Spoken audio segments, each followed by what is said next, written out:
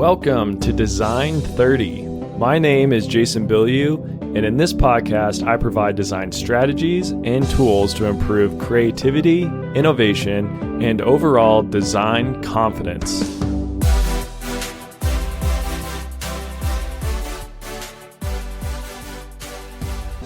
Have you ever experienced two things that on their own are perfectly good things? Maybe they're perfectly good designs or two good types of food, but when you put them together, it kind of causes a disaster.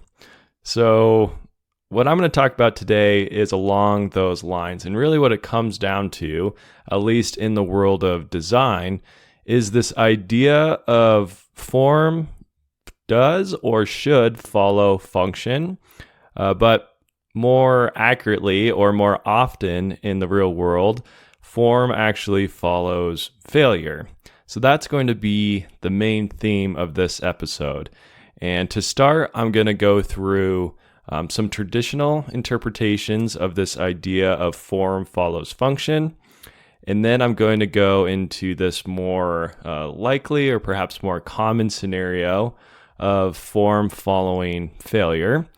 And then I'm going to end this episode with a little bit of a rant, maybe a bit of a rant about some roundabouts in my neighborhood that have been driving me just a little bit crazy basically from this design perspective of form following function. So before I get into that, you all know the drill. Please follow the podcast on whatever podcatcher app you use. Become a subscriber if your app lets you subscribe. Rate the podcast. That is incredibly helpful.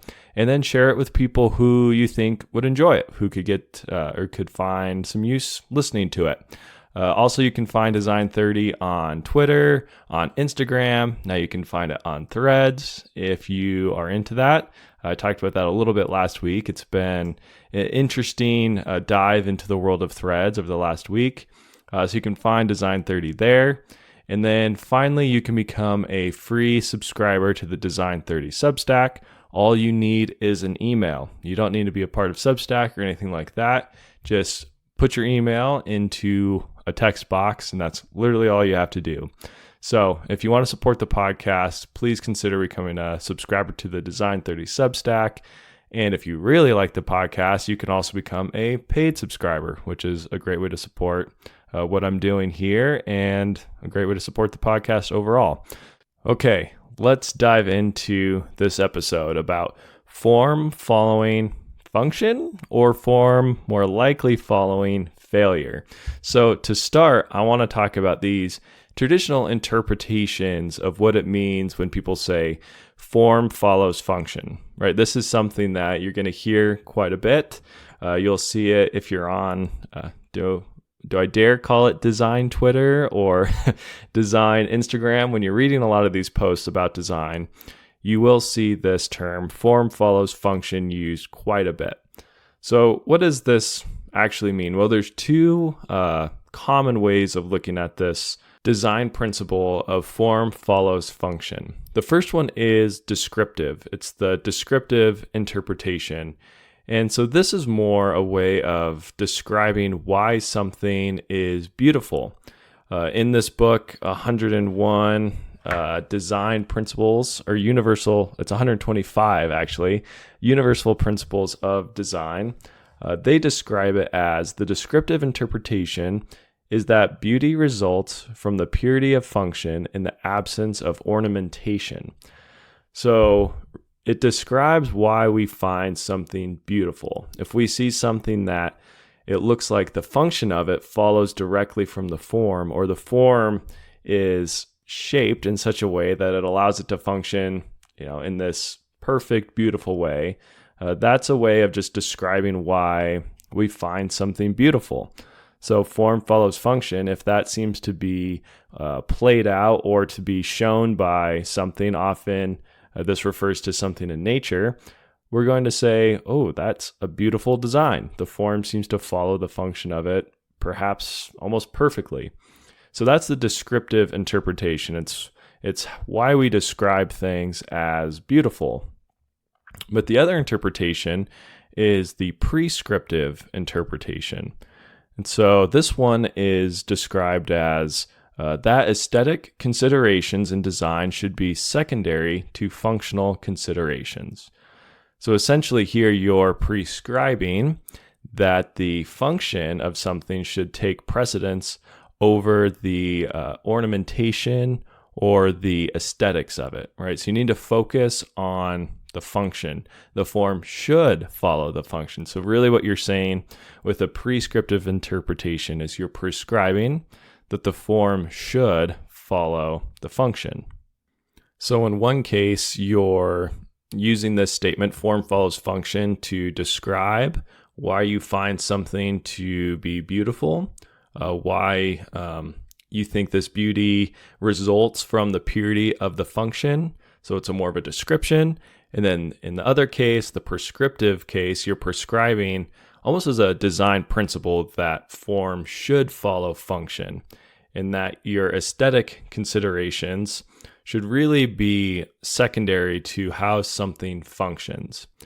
But how often is this actually the case? I mean, as a designer, you will probably strive for this. Maybe it is a design principle that you try to implement in your designs.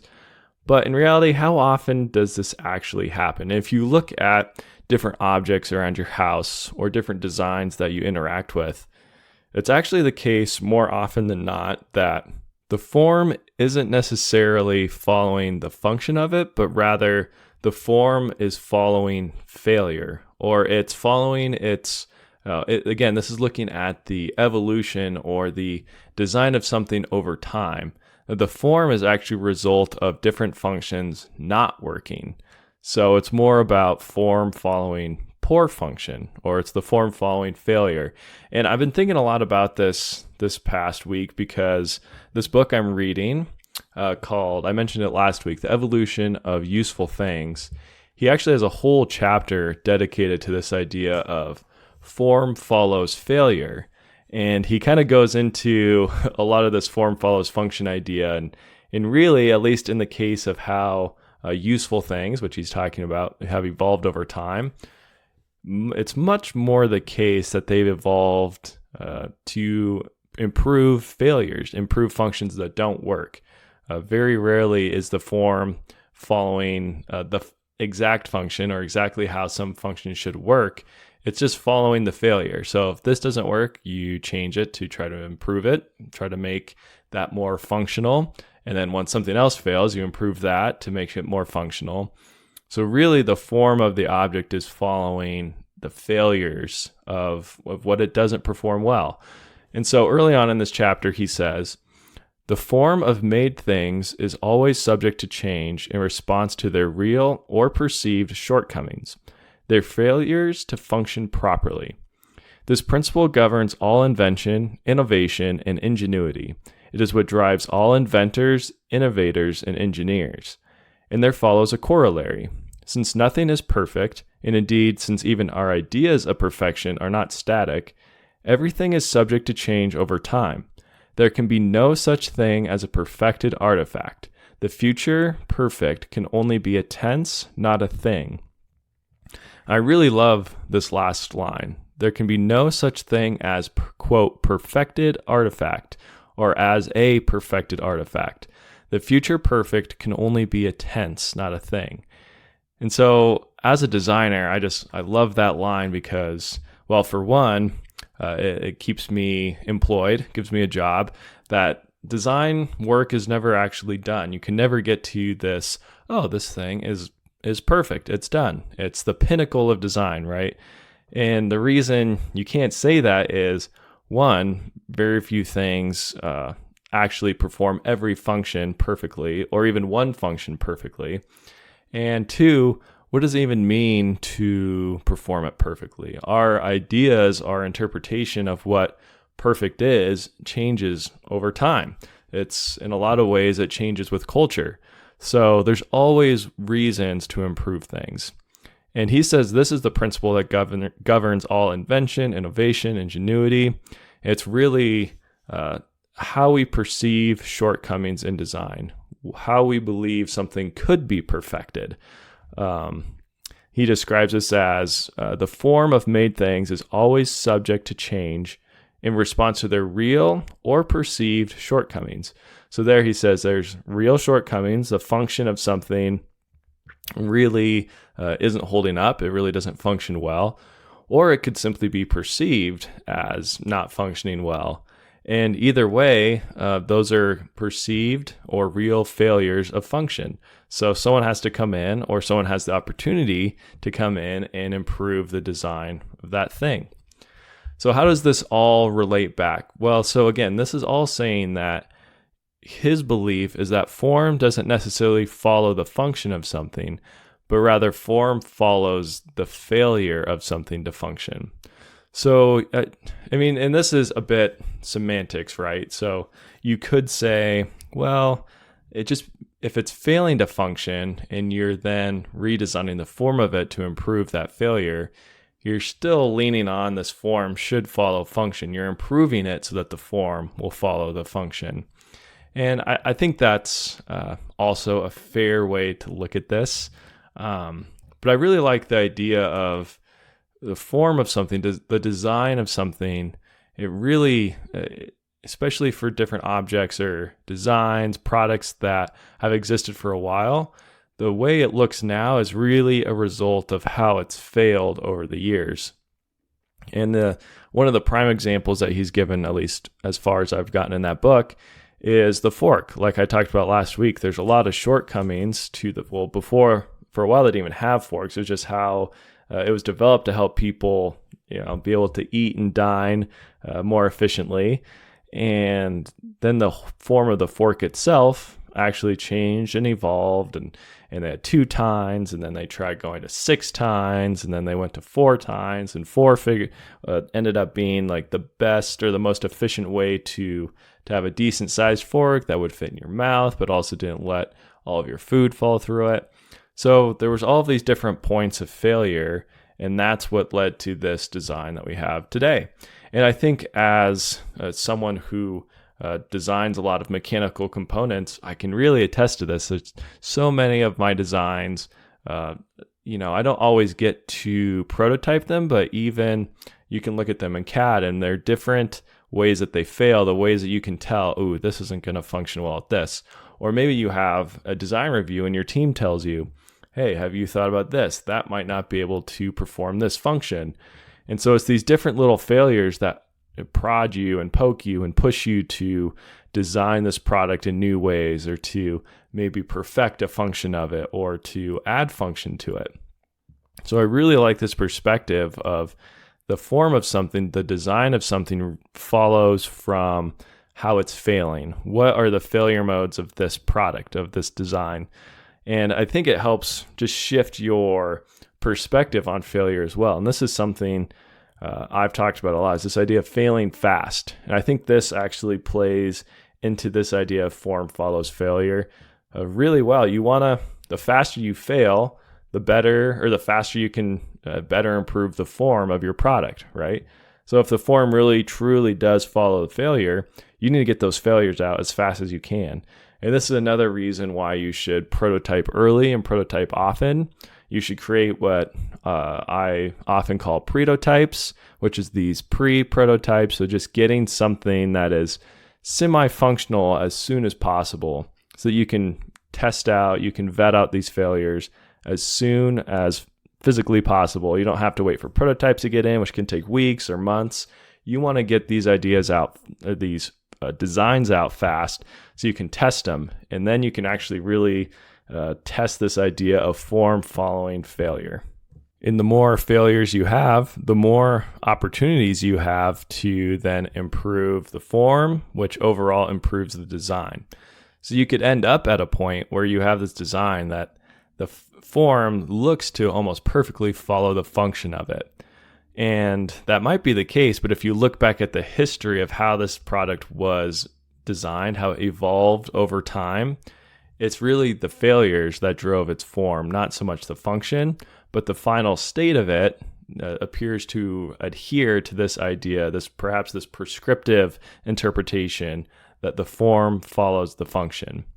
And so that leads me to this rant that I wanted to perhaps end this episode with. And it might be more venting than ranting, or a good combination of both. But so here's what's going on. There's two roundabouts in my neighborhood that both kind of have this same issue.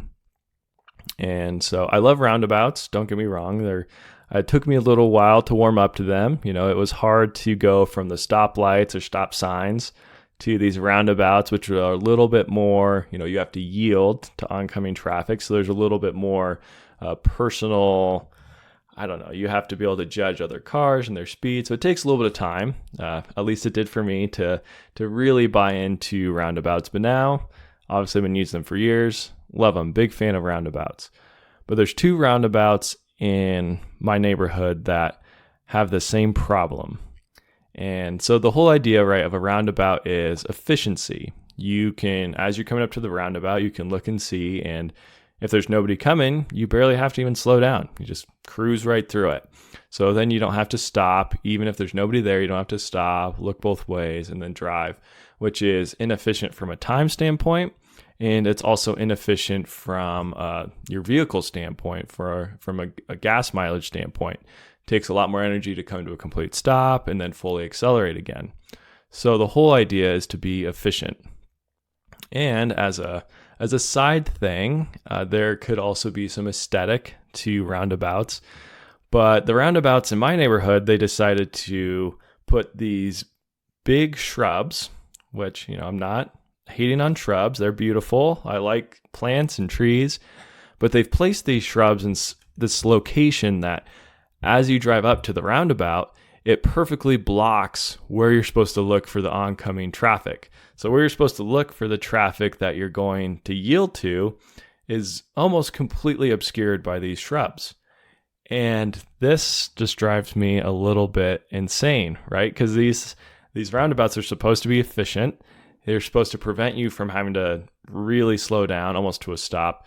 But with this shrub, you can't tell if someone's coming or not. So I still have to slow down almost to a stop and kind of creep around so that I don't just get broadsided by someone coming through this roundabout, right?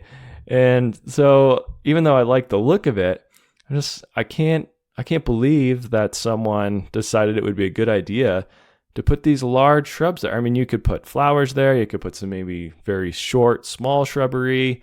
You could put a tall tree maybe that you could still see underneath the branches. But it's almost perfectly, these plants seem to be perfectly chosen to completely obscure something that's about the size of a vehicle. And it's really driving me crazy, to be honest. And I was thinking about it today, and it really comes down to this form follows function, or in this case, the form of the roundabout with these shrubs does not follow the function at all. They've put aesthetic over function, and in this case, it's actually somewhat dangerous. I mean, I think it's a great example for why designers should take this into account. You gotta, in most situations, I think, put the function ahead of the aesthetic. Because it can be dangerous. In this case, these shrubs, they look great from an aerial view or maybe from the original render of what these roundabouts are going to look like. These shrubs made it look beautiful and nice, great. But in real life, it makes it almost impossible to tell if you should yield or not without just coming to a stop, which then completely destroys the whole point of having a roundabout. So, and if it's winter time, I live in Montana, so it's winter for most of the year, right? If you're coming up to this roundabout with any bit of speed and you don't see that oncoming traffic, and you have to hit your brakes, you're going to slide, there's likely ice. It's the perfect scenario for causing accidents. So this is just something that it's been driving me crazy. I wonder if anyone else has this experience perhaps with roundabouts and in a beautiful neighborhood, right? Like it makes sense why there's shrubberies, there's trees, all of these things. I get why it's there, but the location of it just drives me absolutely crazy, especially from a design perspective. And especially when you think about this form follows function, like whoever decided to put shrubs there was not thinking through this. And I could see how there's probably going to be a few accidents in that location. I've actually on that roundabout almost been in an accident. Funny enough, that was on one part of it where there actually wasn't a shrub, so it was easy to see.